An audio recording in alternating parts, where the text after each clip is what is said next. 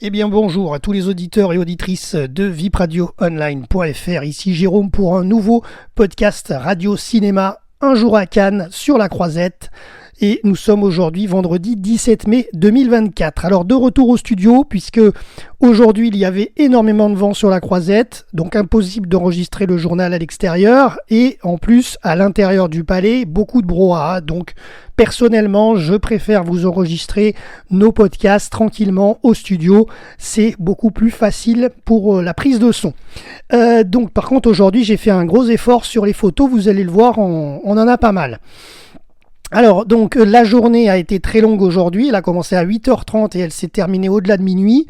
Alors, 8h30, deuxième projection pour le film en compétition Megalopolis de Francis Ford Coppola, qui fait son retour sur la Croisette. Alors, ce film, hier, on en a parlé très brièvement parce qu'il y avait un embargo.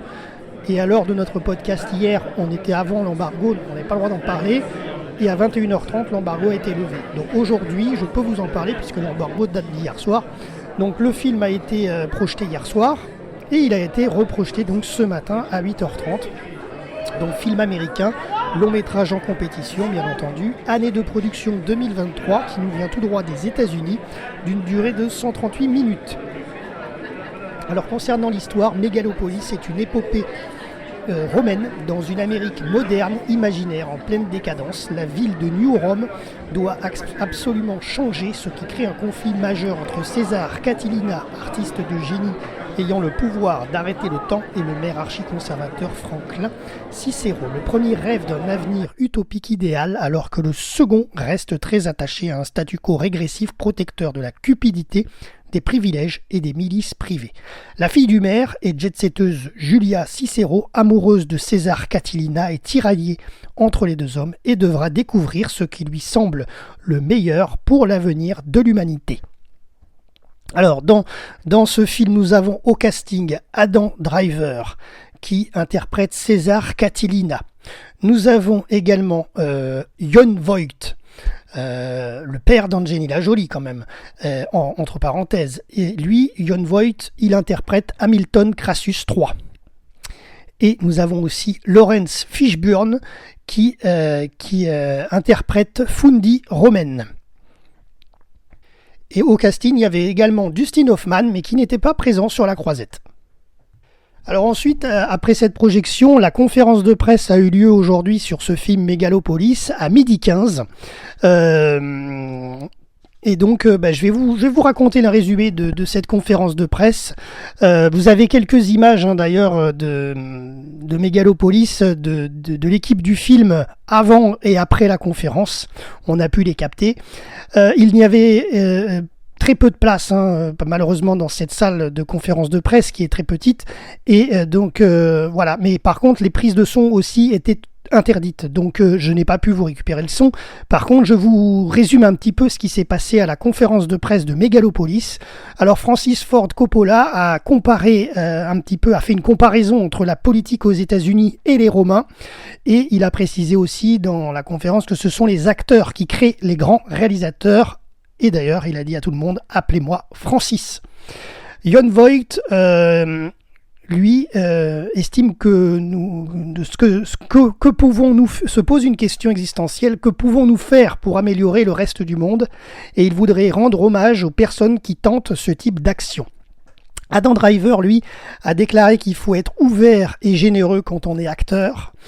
Et Francis, donc, Coppola, a aussi ajouté, outre qu'il faut comparer la politique aux États-Unis et que les acteurs créent des grands réalisateurs, il a avoué qu'aussi il a déclaré que la qualité sonore est effectivement très importante dans son film. Et d'ailleurs, son compositeur n'a pas pu être présent à Cannes, mais il aime la musique de manière générale dans son quotidien. Et il a aussi déjà commencé à écrire son prochain film. Il adore le théâtre ou voir un bon film dans une salle de cinéma. Et Laurence Fishburne a pris la parole aussi pour expliquer que Francis a le don d'arrêter le temps, comme dans ce film, qui est absolument magique. Alors, juste pour info aussi, Megalopolis, c'est un budget de 120 millions de dollars. Francis Coppola a investi lui-même 20 millions de dollars à titre personnel dans ce film, qui est basé donc sur la destruction d'une ville qui évoque New York, qui couvre qui couve dans l'esprit de Francis Coppola depuis plus de 40 ans. Le réalisateur avait abandonné le projet suite aux attentats du 11 septembre 2001 aux États-Unis avant de le reprendre. Voilà ce que je peux vous dire sur cette conférence de presse. Alors ensuite, au Palais des Festivals a eu lieu à 10h30 la conférence de presse du film en compétition Bird de Andrea Arnold. Alors juste avant de vous débriefer cette conférence de presse, parce que pareil, pas de prise de son possible dans la salle, mais je vais vous parler du film, notamment puisque lui, il a été aussi projeté une seconde fois aujourd'hui à 11h30 à l'issue de cette conférence. Le Bird, donc un film de la réalisatrice Andrea Arnold, production 2023, pays les Royaumes-Unis, et une durée de 119 minutes. À 12 ans, Bailey vit avec son frère Hunter et son père Bug, qui les élève seuls dans un squat au nord du Kent. Bug n'a pas beaucoup de temps à leur consacrer et Bailey, qui approche de la puberté, cherche de l'attention et de l'aventure ailleurs. Alors concernant donc cette conférence de presse de ce film Bird, alors Andrea Arnold présente bien sûr la réalisatrice, il y avait également Franz Rogowski qui interprète Bird, Barry Keoghan qui interprète le père Bug. Andrea Arnold a déclaré que quand elle travaille, elle écrit et elle écoute son instinct. Les personnes qu'elle choisit ont une influence sur le film, le lieu de tournage est en Angleterre, la musique est essentielle dans sa vie, elle aime avoir son enceinte, son haut-parleur et d'ailleurs elle joue même le DJ parfois. Elle utilise beaucoup la musique pour se mettre en humeur d'écrire. Bird est différent de ses autres films, un film c'est une aventure et il faut se laisser porter. Frank Rogowski, qui interprète Burn, a déclaré « Je connais les films d'Andrea depuis très longtemps et j'aime son monde. L'idée, c'était de se lâcher dans le film. En général, je lis les scripts de scénario et je choisis ceux auxquels je crois. » Par contre, il a quand même un bémol sur le film, pas concernant Andrea, mais concernant tout ce qui concerne le tournage en lui-même et tous les coordinateurs. Chaque enfant du film avait son propre coordinateur lors du tournage. C'était un peu contraignant au niveau confiance aussi, notamment, il a évoqué. Mais ça a quand même fonctionné, voilà. Mais c'était son petit bémol. Et Barry Keoghan, qui interprète Bug, a pris la parole pour expliquer que c'était évident pour lui d'accepter ce rôle et de rentrer dans l'univers d'Andrea. C'était une expérience magnifique et il a essayé à l'écran de danser même s'il est un piètre danseur. Et la musique joue un rôle important pour lui aussi. Voilà concernant cette conférence de presse de Bird. Alors on rentre dans la deuxième partie de notre podcast radio Un jour à Cannes, avec beaucoup d'images aujourd'hui comme vous le voyez.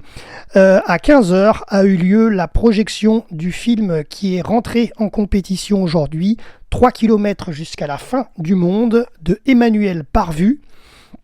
Et nous avons assisté à cette projection au Grand Théâtre Lumière, j'ai assisté.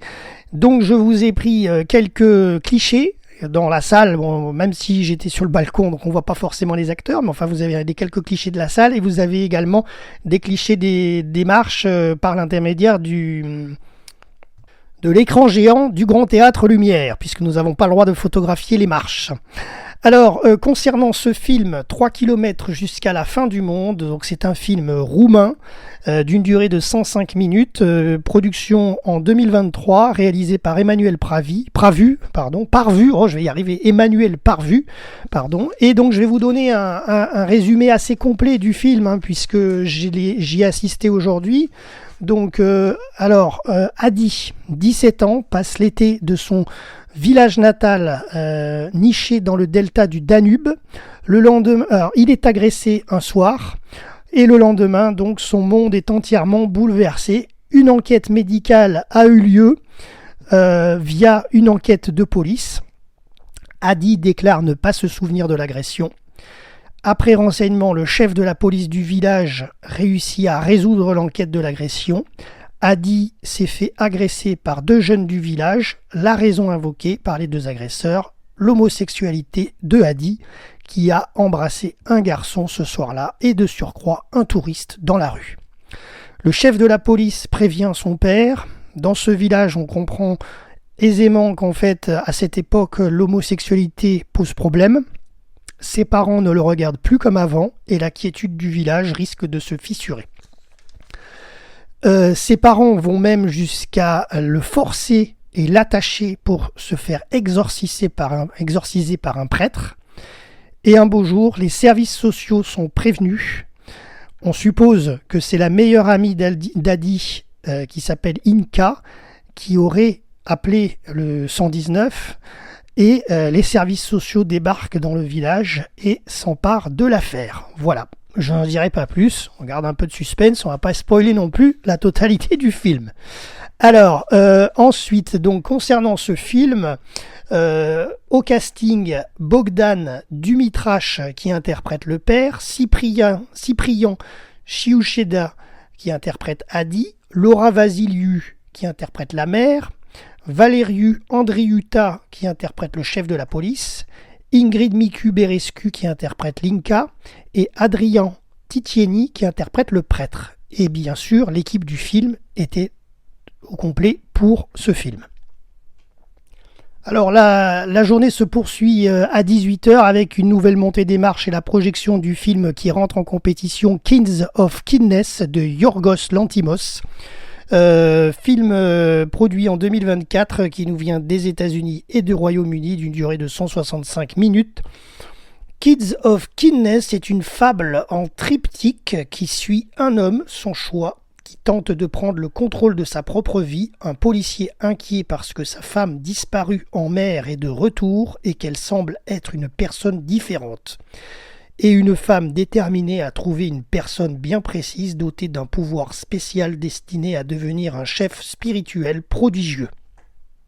Et dans ce casting de Kings of Kidness, nous avons Emma Stone, William Dafoe notamment, ainsi que Joe Alwyn, Mamadou Atiye et Hunter Schafer. Alors ensuite, petite pause au cinéma de la plage à partir de 21h30. L'entrée est gratuite, rappelons-le pour tous, mais enfin c'est sous réserve de disponibilité. Et ce vendredi soir, donc, nous avions le film restauré en 4K After Hours de Martin Scorsese qui nous embarque dans les bas-fonds new-yorkais et nous fait vivre la nuit épique de l'informaticien ordinaire Paul Hackett. Une comédie urbaine, loufoque et déjantée, primée à Cannes, rappelons-le, en 1986. Il y en a qui étaient très jeunes, je pense. Moi-même, j'avais 5 ans, à ne rater sous aucun prétexte. Ensuite, à 22h, on repart au Grand Théâtre Lumière pour la dernière montée des marches, d'ailleurs, en compétition ce soir, avec la projection du film Au Canada de Paul Schrader.